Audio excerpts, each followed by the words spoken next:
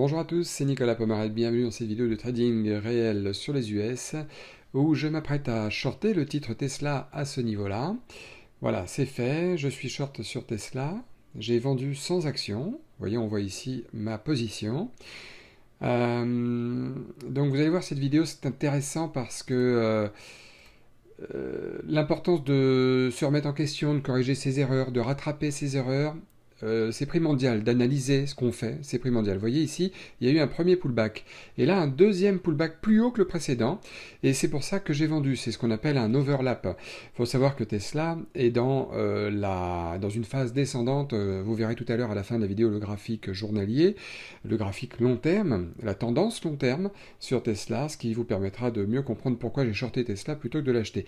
Là j'attends que Tesla casse cette mèche, voilà, c'est en train de se passer, et regardez en même temps, regardez, comme les acheteurs disparaissent, le nombre d'achats diminue par rapport au nombre de ventes, et du coup, j'ai le doigt sur la souris, alors je vais peut-être vendre 80 titres sur 70 titres, plutôt ça me paraît bien, sur les 100 titres, voilà, j'ai vendu, parce que je regardais le carnet d'ordre, voilà, 130 $ mis de côté. Je regardais le carnet d'ordre sur Tesla, et vous voyez, maintenant on a une répartition plus équilibrée entre les achats et les ventes, ce qui me fait pas peur, c'est pas ce que je dis, mais ce qui me donne le timing pour sortir de ma position vendeuse. Donc là, très beau trade sur Tesla.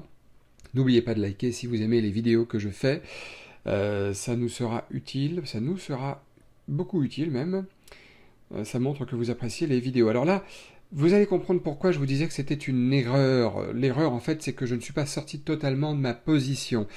Parce que vous voyez, voilà, on est quelques minutes plus tard et Tesla remonte. Et moi, ce que je vais faire une deuxième erreur, c'est que je revends. Donc, pour solder ma position. À la finale, j'ai gagné 124 $, alors que j'aurais pu gagner 200 $. Alors, c'est une erreur, oui, non, peut-être. Pourquoi? Parce qu'on est dans la première demi-heure. Et dans la première demi-heure, j'ai l'habitude de dire que ce sont des scalps qu'il faut faire et non pas des day trades avec des prises de bénéfices partielles, tout ça.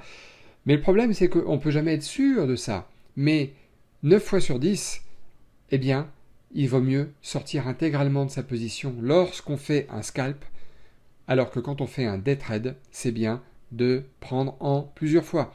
Là, vous voyez, la ligne violette, là, c'est là où je m'apprête à corriger mon erreur et à reshorter le trade, à reshorter Tesla, pardon, parce que le titre Tesla a fait un autre pullback, style overlap, et on voit ici les 3 points hauts, là, 3 gros pullbacks qui sont significatifs d'une tendance baissière sur le titre. Voilà. Donc je me dis, je vais me rattraper, je re-rentre sur ma position, j'ai déjà mis un gain de côté, et le trade paraît toujours intéressant, donc je continue sur Tesla.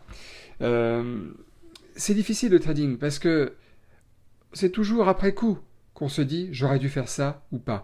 Mais ce qui est important de faire, et là c'est tout le temps, c'est de respecter son plan, respecter sa stratégie. Là il est 16 heures passées, au moment où je suis en train de trader, et là je suis plus sur une optique de day trading. Mais étant donné que Tesla est un candidat aujourd'hui que j'avais appelé de second choix, c'est-à-dire que il est dans une tendance baissière certes, mais il n'a pas de volume explosif par rapport à ses volumes moyens Tesla.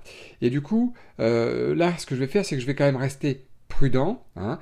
Je vais prendre des bénéfices quand Tesla va casser un nouveau point bas, hein, une nouvelle mèche plus basse, là, qui est autour des 157,50, un peu plus bas, précisément 157,34. Voilà. Et regardez ici, regardez, là on s'approche du plus bas intrajournalier de Tesla, et vous voyez, il y a beaucoup moins d'ordres d'achat qui sont exécutés, et c'est ça que je regardais, voilà, on perce le plus bas, voilà, et là je m'apprête à sortir, mais j'attends que les ordres d'achat diminuent, enfin, augmentent plutôt, qui se rééquilibrent. Pour l'instant, les vendeurs ont la main, on a toujours la colonne des vendeurs à droite qui est des ordres de vente qui est beaucoup plus remplie que celle des ordres d'achat. Et là, j'attends pour sortir pour le coup en une seule fois que la colonne des ordres d'achat se rééquilibre. Ça veut dire qu'on aura un bras de fer qui sera équilibré et qui sera peut-être le moment où il faut sortir de la position. Voilà, là ça y est, là voilà, je vais sortir de ma position. Alors, j'aurais dû déjà positionner mon curseur sur les achats, mais c'est pas grave, je vais rattraper le coup. Maintenant, voilà, je sors maintenant intégralement de ma position. Voilà. $97 de gain de plus. Voilà, c'est ce que j'aurais dû... Enfin, c'est pas ce que j'aurais dû faire, mais je suis re-rentré sur Tesla après coup, alors que j'aurais dû rester dans ma position à l'origine. Mais c'est difficile. En scalping, il vaut mieux sortir intégralement. En day trading, vous pouvez vous permettre d'attendre. Voilà. Donc, aussi bien le premier trade que le deuxième étaient intéressants, mais le premier trade, la petite erreur, c'est que j'aurais dû vendre complètement ma position.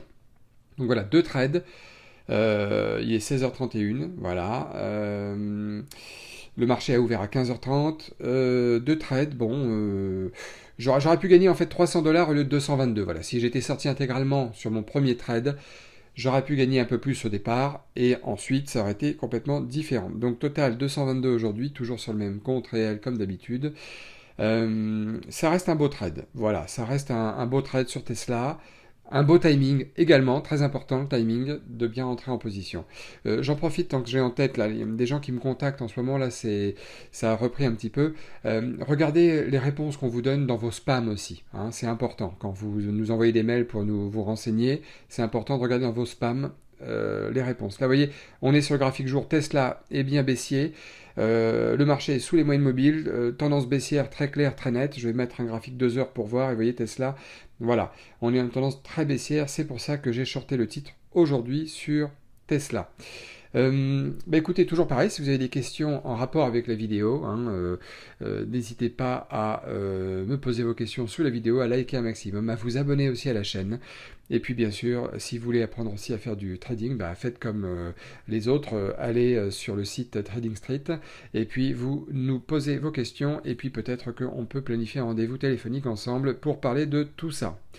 En attendant, je vous souhaite une excellente fin de journée, et puis je vous dis à tous, à très bientôt. Ciao.